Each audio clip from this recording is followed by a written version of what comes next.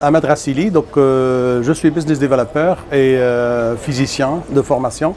Et donc nous sommes ici toute une équipe à la COP28 pour éventuellement apporter un aspect parfois qui est un peu négligé dans certaines discussions, mais réel dans la vie de tous les jours et dans les émissions de CO2, qui est l'aspect industriel. L'aspect industriel, bon, le transport, le secteur de l'acier, pas mal d'autres secteurs sont incriminés par rapport à leurs émissions de CO2. Mais il va falloir qu'on évolue vers une croissance, mais une croissance un peu verte, qui promeut des énergies vertes dans l'utilisation et de la production de ce matériau dans leur fabrication, mais aussi des solutions qui permettent la croissance, mais la croissance durable et verte. La croissance durable et verte, c'est comme le green steel, par exemple, c'est de l'acier vert. L'acier, au jour d'aujourd'hui, est un des plus grands vraiment producteurs de CO2. Et il y a moyen de le rendre vert par rapport à l'état actuel en y introduisant quelques aspects dans tout ce qui est par exemple la réduction à l'hydrogène vert principalement, que lui peut être produit de façon très durable en ayant recours à des énergies renouvelables.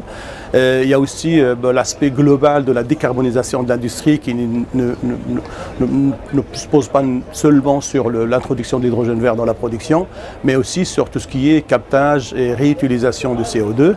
Et pour que ceci soit effectif, il faut dans certaines zonines par exemple ou différentes industries que se côtoient, il y en a des productrices de CO2, il y en a des utilisatrices de CO2, et trouver un meilleur moyen pour essayer d'éventuellement que les déchets de l'un deviennent les coproduits de l'autre, et ainsi introduire ces aspects-là dans la production et que ça devient vraiment la règle et la norme dans la production industrielle.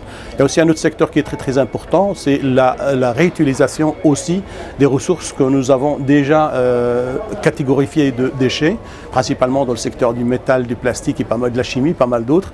Donc il y a moyen d'utiliser assez de déchets, de fabrication humaine, pour que ça devienne une ressource. Et une ressource, il ne faut pas non plus que ça devienne une ressource qui nécessite des transformations très coûteuses en CO2 non plus. Il faut vraiment, il y a des meilleurs chemins à le faire. Et pour que les industriels se rendent compte, ils peuvent essayer de procéder à un bilan carbone. Et à partir de là, il y a des solutions qui existent tout le long de la chaîne de valeur, depuis l'extraction, de la matière, la collecte de la matière, la fabrication des produits, leur transport, leur logistique et ainsi leur utilisation.